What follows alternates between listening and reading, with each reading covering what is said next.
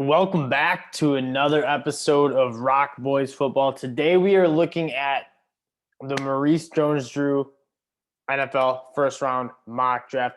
These are always the best mock drafts. Maurice Jones-Drew always throws some wrenches and some crazy selections in the draft class, and we're going to take a look at it before we get into the video. Thank you guys for the support on the channel. My brother and I love talking ball, and you guys have been absolutely awesome with the support, the views, the likes, the comments, the subscriptions. That all means the world to my brother and I, and we appreciate that. Let's get into some football. Maurice Jones-Drew, 2022 NFL mock draft. The Jacksonville Jaguars go with Travon Walker from Georgia. I mean, he's had a phenomenal combine. We all knew he was an athletic freak. We've seen him chase down wide receivers in open space. I like him as a prospect. The problem is the film just isn't there for me to be a first overall selection. You guys have heard me if you're a routine listener to the show. He's just not there yet. He doesn't show the ability to rush the passer at a high enough level for me to feel comfortable taking him with that number one overall selection, especially when you have other edge defenders like Aidan Hutchinson, Kayvon Thibodeaux, who've shown that they can play at the high level. They don't only have the tools, they also have the film to back it up as well. So it's a reach for me, honestly. I'm not a huge fan of it. That being said, I know it's gaining some traction with people that are a lot smarter than I am about this type of stuff. Number 2, Aidan Hutchinson to the Detroit Lions. If Walker goes number 1, the Dan Campbell and the Detroit Lions are absolutely thrilled to get Aidan Hutchinson with the number 2 pick. I've been saying if Hutchinson is the first pick to the Jags, I'm seriously talking about trading down out of the pick. If it's not Aidan Hutchinson, I feel like he's such a good fit. I'm not opposed to Detroit trading back, getting some more draft capital, and really rounding out that roster because they have a solid base. They have a solid offensive line. They've had a few good selections. They have 2 first-round picks as well. So maybe make that 3 and really start doing some business here. Houston Texans go get Kayvon Thibodeaux. He's a top 3 prospect for me. The Texans, you guys just saw my mock draft on the Texans. They are in the business of getting the best available players. They have holes all over the roster. It's probably the worst NFL roster we see. Kayvon Thibodeaux to the Texans, I like that pick. Kyle Hamilton to 4. So today he ran a 4.740 reportedly at the pro day. Yeah, that's concerning, but just turn on the tape with this dude. He just makes plays. And the speed just isn't that's relatively surprising to me because the speed on film is there. Like the range is there, the instincts are there. He's obviously a very long and physical guy at 220 pounds, 6'4". I wouldn't sweat the 40 too much. I would do some due diligence and be like, what's the deal with it? Because you've clearly showed better speed on film. Why are we running that slow at the 40? He's still a good player. It's a position of need for the Jets. I am perfectly okay with Kyle Hamilton to the Jets here.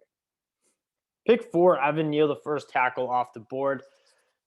Giants would be really happy if they had their pick of the offensive tackles. It seems like they're going to get at least one of them, whether it's Charles Cross, Evan Neal, or Ikem Ekwonu. In this case, they go with Evan Neal, who is one of the best offensive tackles in the draft.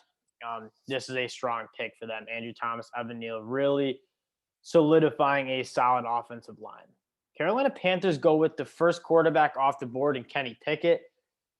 Kenny Pickett's the most QB-ready or NFL-ready quarterback in the draft.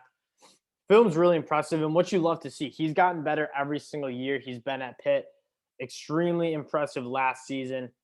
He has the arm talent to make all the throws. It's just not dummy arm talent like a Sam Howell or Malik Willis. But in terms of progressing, extending plays, being accurate to football routinely, he checks all those boxes. Probably the best film of all the quarterbacks, just maybe not the best traits of all the quarterbacks. I'm okay with the Carolina Panthers going up and taking Kenny Pickett. I do think they'd be in the running for an offensive tackle as well. New York Giants go get Jermaine Johnson again. You guys know I love Jermaine Johnson. He's my edge 3 in front of Travon Walker. All it takes is the film for this one. And it's weird because Jermaine Johnson transferred out of Georgia because he couldn't get on the field at Georgia from guys like Travon Walker who were starting in front of him. But he goes to Florida State and is absolutely dominant. He has such a complete football game. Very good rushing the passer, obviously, with, I think, 13.5 sacks this year. Lit it up. And he's also extremely strong in the run game. He uses his length really effective. he's got a tool bag of rush moves. I mean, you saw him really empty the tank with some really clean pass rush moves. The film on him, especially like Notre Dame film, like he was dominant all year, but that Notre Dame film, he caught my eye right away. Week 1 at Notre Dame, at Florida State, night game. I was watching. I was like, who is this number 11 cat? Because he's an absolute stud. Turns out to be Jermaine Johnson, and he is a stud. Atlanta Falcons go Drake London, wide receiver 1 off the board. Again, I'm a Garrett Wilson guy. I think they got a big body in Kyle Pitts who can kind of make plays downfield contested. Garrett Wilson seems like the better fit, especially with Calvin Ridley and his future in Atlanta being questionable. I want to get a guy who's going to get consistent separation. I feel like Garrett Wilson's more the guy than Drake London. I also just like Garrett Wilson's game more. I think how you win in the NFL is through separation. Garrett Wilson does that. I'm leaning Garrett Wilson. I'm leaning Chris Olave over a Drake London. Seattle Seahawks go get Malik Willis. You guys know I love this fit. Seattle is a couple years away from being competitive. Malik Willis is a couple years away from development, from being a stud NFL guy. Like, I think he can be the best quarterback in this class, but he needs some work. The weird fit is that Pete Carroll is traditionally a guy that wants a quarterback that's just going to make the plays. He's not going to do too much. I mean, he had a generational talent in Russell Wilson. I wouldn't say he squandered him because they did win some Super Bowls and had a good team for 10 plus years. But he didn't really let Russell cook, as many people say. And Malik Willis is a guy that you want to let him cook a little bit. You want to get him playing a little backyard football, making plays with his legs. I'm interested to see if Pete Carroll is comfortable with that because I think the fit's awesome. I just don't know if that's kind of Pete Carroll's guy. Kenny Pickett is more of a Pete Carroll guy. Number 10, I think they got to go cornerback or wide out here. Cornerback Sauce Gardner, first cornerback off the board. I mean, he's going to be a good starter in the NFL. There's not really a hole in this guy's game. He's super long. He's really smooth in the hips. He uses his physicality well. The only thing you worry about is he's a little too handsy at times. He had 14 foul penalties in the last 2 seasons there at Cincinnati. So a little bit concerning with being too physical. But again, I'd rather have a guy that's a little too physical. You tell him, hey, maybe tone it down as opposed to a guy that isn't physical enough. Sauce Gardner is going to be a good NFL pro. Ikem Ekwonu falls. So we're seeing the tackles fall. If you would have told me only 1 tackle was picked in the NFL draft this year, I'd tell you you're crazy. There we go. Ikem falling to the Commanders. I mean, it's the best available pick. Ikem is a great prospect. He's a top 10 prospect on our boards. The dude has just crazy power in his hands. It's a good pick for the Commanders from just a value standpoint.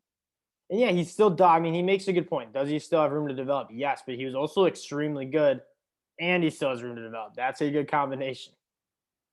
Minnesota Vikings go get Derek Stingley. I'm interested to see where Derek Stingley ends up going in the 2022 NFL draft. A guy that is 2 years removed from playing really good football, but that first year you saw as a freshman at LSU was some of the best cornerback film you will see. If you put 2 more years like that, he'd probably be the first overall pick. That's how good he is. That's how special of a talent he is. It's obviously just concerning with the injuries and with just not being on the field and being as good as he was as a true freshman. I'm fine with the pick though, absolutely. Derek Stingley's still my guy. Andrew Booth, this is about as high as I've seen him go. It's interesting because I think they're in the market for a tackle. We still have Charles Cross on the board. They decided to go with Andrew Booth, who, quite frankly, isn't even my CB3.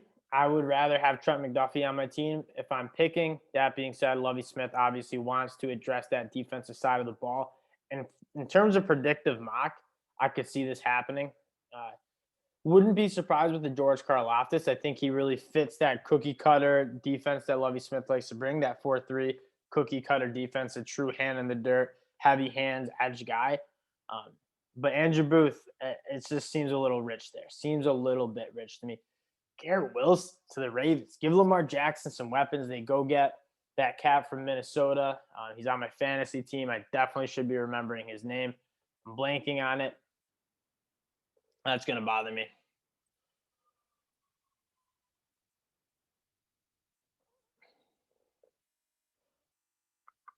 Rashad Bateman. There it is. They got Rashad Bateman last year, who looked really good. You have Hollywood Brown, and then you give Lamar Jackson, Garrett Wilson. I'd more like to address the trenches because how are you going to win football games in Baltimore? I think it's through that run game. I'd rather get like a Tyler Linderbaum, a Kenyon Green, someone to reestablish that kind of ground and pound offense that they like to run. Along with Mark Andrews, that just seems like a lot of mouths to feed for an offense that doesn't really throw the ball that much.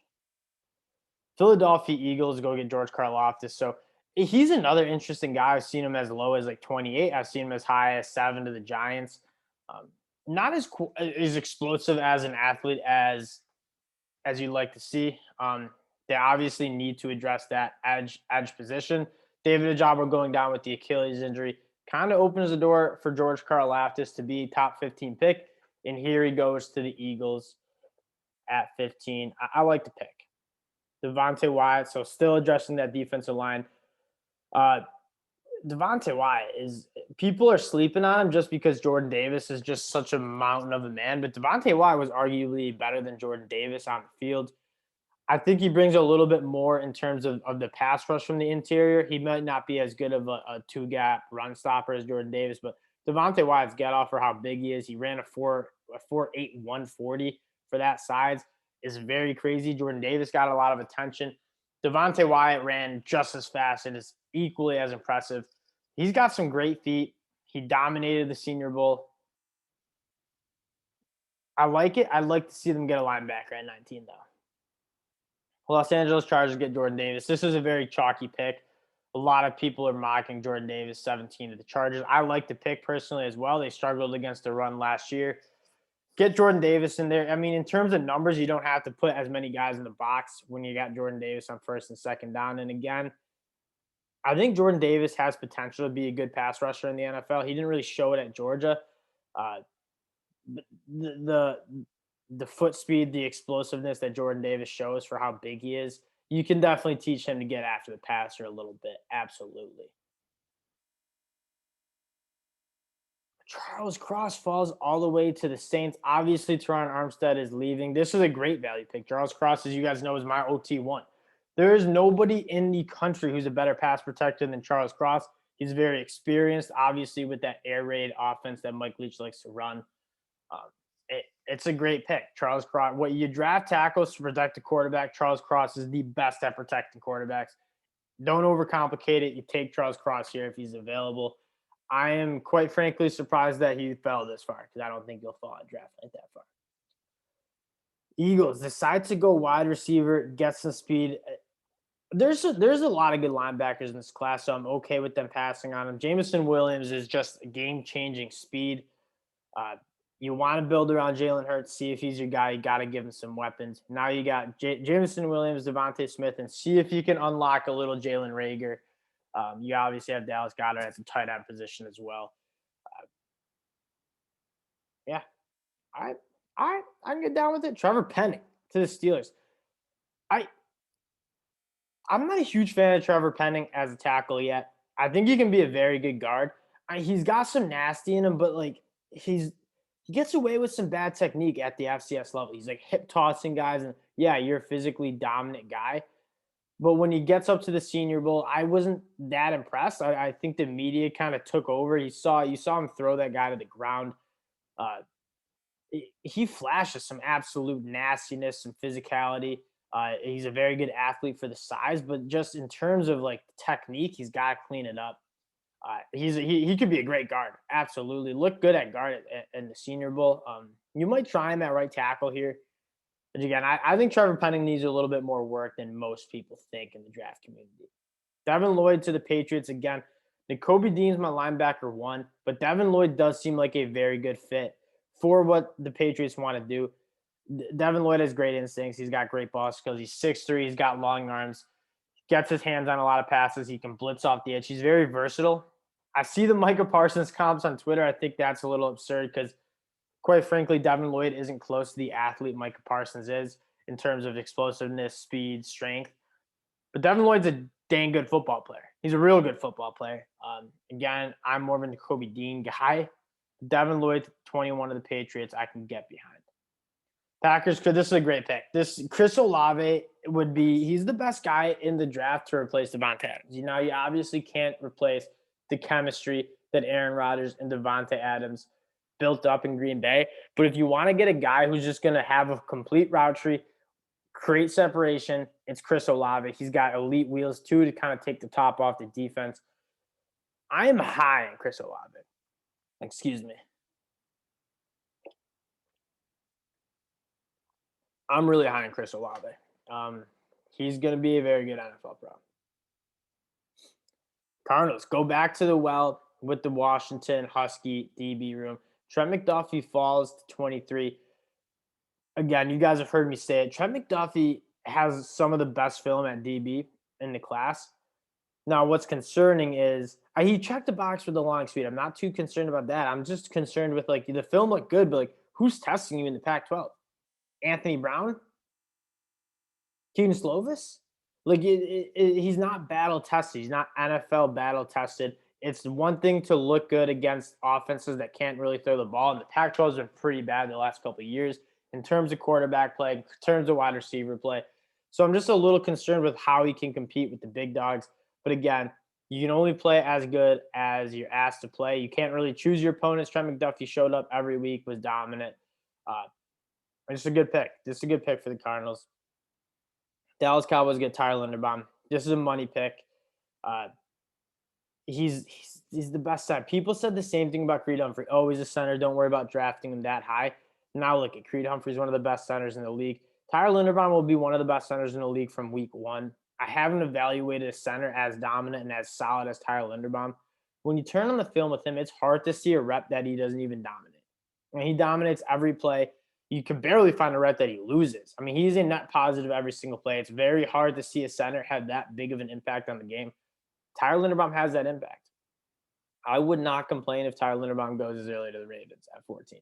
That's how good this dude is. Buffalo Bills go get Breece Hall. I will vomit if this happens. I will be so upset if we jump up and get Breece Hall. I think Breece Hall is a good prospect, but there's not a running back in this class that is worth a first-round pick. I think the Bills have a desperate need to pick at that cornerback position.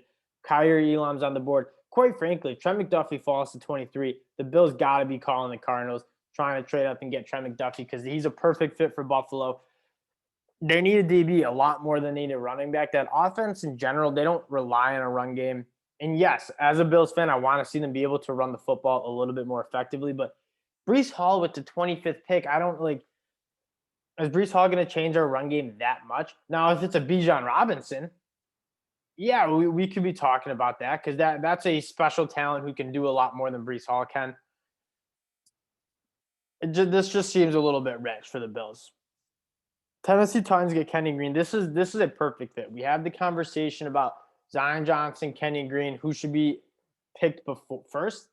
For what the Tennessee Titans want to do, this is a perfect fit. They like to get downhill. They like to move bodies and get Derrick Henry the football. Kenny Green is one of the best guys in the class in terms of just road grading.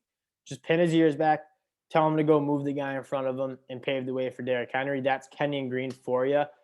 He's really good. He's really good. The film's really impressive. Now, I would not be surprised to see Zion Johnson going 28 to the Bucs here, or 27 to the Bucs, and there he goes. And the fit makes sense. Kenny Green to the Tennessee Titans, that's what they want to do. Zion Johnson, they want a little bit more of a blue chip guy who's going to be great in pass protection. He can play guard. He can play center. He's even played tackle at BC. He's had a great combine workout. He looked great at the Senior Bowl. We have a first-round grade on him, and it's a perfect fit. Interior offensive line for the Bucs. This makes a lot of sense. Packers double up at wide receiver again. I'm not a Treylon Burks guy. With the wide receivers on the board, maybe, especially you got Chris Olave, who's been a little bit more of a separator. Now you go get Treylon Burks, who can stretch the field vertically, go up and make plays over DBs. I don't hate the fit here, especially with Chris Olave at 22. Do they need to go double up on wide receivers? I don't know. There's a couple good prospects that I like more. But again, it's about building around Aaron Rodgers and letting him go win you a Super Bowl. Treylon Burks is going to help that, no doubt about it. 29 of the Chiefs, Christian Watson. I can't figure out Christian Watson, to be quite frank. I've thought about it a lot. 4'3", 640, 6'4", or 6'5", maybe. He catches the ball well. He's a pretty good mover. I just think he's a little stiff out of the breaks, like in terms of stopping, changing directions. There's a little bit to be desired there, but with that speed and that size, he's very enticing. I'm sure Andy Reid is going to be salivating at a guy who's that big and who runs that fast. He's very good with the ball in his hands too. North Dakota State gave him the ball in a lot of end arounds. Christian Watson just looks faster and a better athlete than anyone else on the field. He had a great Senior Bowl, obviously had a great combine workout. I could get behind it. Again, a guy like Jahan Dotson, I also really like. Roger McCreary. Maurice Jones-Drew gets it. He might not get it for a lot of picks, but Roger McCreary, yeah, I get he has short arms. He didn't test extremely well, but the film doesn't lie here. Talk about being battle tested. Roger McCreary went toe-to-toe with John Mechie, Bryce Young throwing the ball, man coverage almost every play, not much safety help, and he shut down John Mechie for a decent part of that game. Yeah, John Mechie and Bryce Young got the best of him a couple times, but that's the type of cornerback I want. The type of cornerback who's going to the coach and saying, stick me on John Mechie. I'm going to follow him around all game. I'm going to take him out of the game. And for 3/4 of that game, Alabama couldn't move the football one bit. Roger McCreary is a legit dog. If he doesn't work out on the outside, he's going to be a very good inside nickel cornerback. He's just a competitive dude who has good film in the SEC. Talk about being battle tested. That's battle tested. I'm a fan of Roger McCreary. I'm a big fan of Roger McCreary. Jamari Salyer. This is the first time I've seen Jamari Salyer in the first round, and I don't hate it. I don't hate it one bit. You obviously have your tackles figured out. Jamari Salyer is going to be a rock-solid interior offensive lineman. Is it a little rich for an interior offensive lineman with a guy like Kaiir Elam still on the board? Sure, but Jamari Salyer is going to be a very good football player for the Bengals. I think he's a day one surpriser, a day one starter for the Bengals. I read that word surprise. I like the pick, and then I just don't like this pick. I think the Detroit Lions, just be patient. You have a lot of holes on this team. You don't reach up for a quarterback, especially one like Carson Strong, who he's got the knee problem that's concerning, and he just looks like he struggles to extend plays. He's not very good at manipulating the pocket. He's got a good arm, like no doubt. I think the touch needs a little bit of work. He didn't look that great at the Senior Bowl. I'm not a Carson Strong believer. I have a round 3 grade on him. I think there's other quarterbacks that if you're going to take a shot at one, I'd rather take a shot at like a Matt Corral, a guy with who can extend plays, who's shown some really good, impressive arm talent. Overall, it's like a guy of a non-Power 5 conference, a quarterback from a non-Power 5 conference. You'd expect just dominance out of him. You didn't really see dominance. Like, yeah, he's got a good arm. He's got a good body. But like in terms of extending plays, which is just seemingly increasingly important at the NFL level, you don't even need to extend plays as much as have that feel to manipulate the pocket, like a Tom Brady. Tom Brady isn't an athlete. We get that. But he's a master at manipulating the pocket, stepping up, and delivering the football. Carson Strong didn't show that on the film. He clearly just can't extend plays with that knee. I mean, he looks like he's got a peg leg going on. I don't like that pick. Now, Maurice Jones-Drew, I appreciate people who are taking some flyers, giving us some content to talk about. I like the mock draft. A couple picks I don't agree with, starting with the Travon Walker pick at number 1. But that's a wrap on Maurice Jones-Drew's 2022 first-round NFL mock draft. Again, we appreciate you guys riding with the ROC Boys, rocking with the ROC Boys. Leave a comment with you guys, how you guys think this mock draft played out. Obviously, subscribe to the channel. You guys know the deal. Appreciate you guys, and we'll talk to y'all later. Peace.